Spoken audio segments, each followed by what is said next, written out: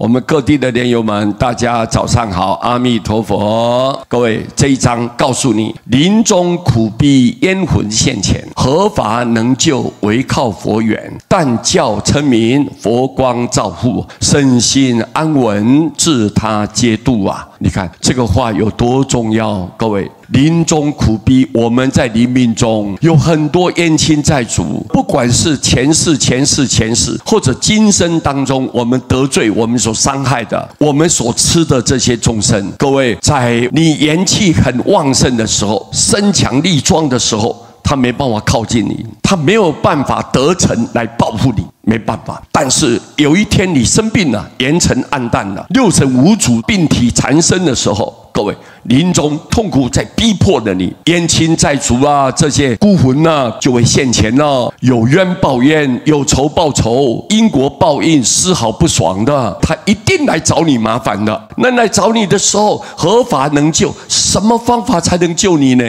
在这种求救无门的时候，进退非常为难的时候，什么方法才能救你呢？唯靠佛缘，你要有佛的因缘啊。佛是大慈大悲、大愿大力啊，无人不救，无人不渡。但是你要有佛的缘啊，佛的缘一旦成熟现前的时候，在你最迫切需要的时候，他来指点你，那么你就依照这个方法，你就可以跳脱。你要靠这个佛缘啊，什么？我们在旁边的人但教称名，你只要教导他念南无阿弥陀佛，你赶紧念这个名号，名号一念，佛光就照护了，就来普照你，就来保护你。名号里面就有光明，光明出现，冤亲债主就马上远离了，不会再干扰你，不会再伤害你。所以你看，佛光马上就照顾你，你的身心安稳。不但是身不会有疾病的纠缠，你的心就是你神识不受到干扰啊，你安安稳稳的，快快乐乐，自自在在的，自他皆度。你自己还有冤亲债主，全部都得度。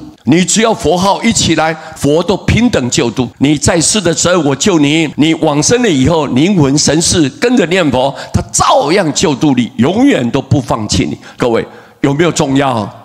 太重要了。所以各位，人在临命中的时候，如果要死死不得，要活又活不起来，有这种非常为难的状况下，各位没有第二个方法来救度他，只要他称念名号，自然一切都解决了。那么这样大家都能够得度。我们利用这一章来跟大家互相勉励，感谢各位，阿弥陀佛。